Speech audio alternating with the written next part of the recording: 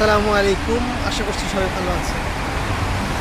একটা বিষয় খেয়াল করেছেন কি যে মহান আল্লাহ রাব্বুল আলামিনের যে একটা সুদীর্ঘ প্ল্যান এবং সুপরিকল্পিত একটা প্ল্যান এই জুলাই আন্দোলনে কাজ করেছে, সেই বিষয়টি নিয়ে আমার কিছু কথা আজকে আমি শেয়ার করছি। সেটি হচ্ছে, আপনারা খেয়াল করে দেখবেন যে আন্দোলনটা জুলাই মাসের পরিপূর্ণ সময়ে আন্দোলনটা ছিল। 16 তারিখ, 17 তারিখ, 18 তারিখ, 19 তারিখে আন্দোলনটা খুব বেশি পরিমাণে সারা বাংলাদেশে সারভাইভ করে, এটা ছড়িয়ে পড়ে, স্প্রেডিং করে। এই সময় যে বিষয়টি খেয়াল করেছি সেটি হচ্ছে যে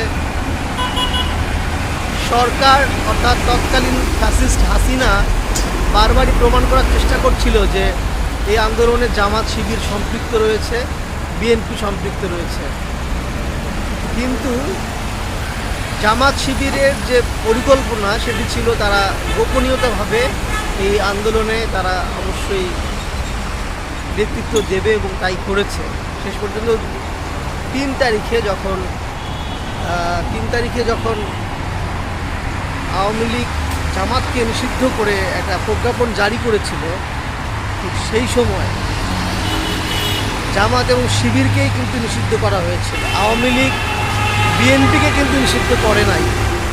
সুতরাং এই আন্দোলনের যে মূল টার্গেট পয়েন্ট ছিল সেটা আওয়ামী লীগ, ভারত এবং সমস্ত রকমের সব ধরনের ইলেকট্রনিক এবং প্রিন্ট মিডিয়া থেকে শুরু করে সশস্ত্র বাহিনী, গোয়েন্দা সংস্থা সবাই জানতো যে জামাত শিবির এই আন্দোলনে সম্পৃক্ত রয়েছে। সুতরাং তাদেরকেই কিন্তু বয়কট করা উচিত এবং তাদেরকেই নিষিদ্ধ ঘোষণা করতে হবে। এই কাজটি কিন্তু আওয়ামী লীগ করে এটি প্রমাণ করে দিয়েছেন যে এই আন্দোলনটির যে প্রাণ সঞ্চার করেছিল সেটি হচ্ছে জামাত ইসলামী এবং ইসলামী ছাত্র শিবির।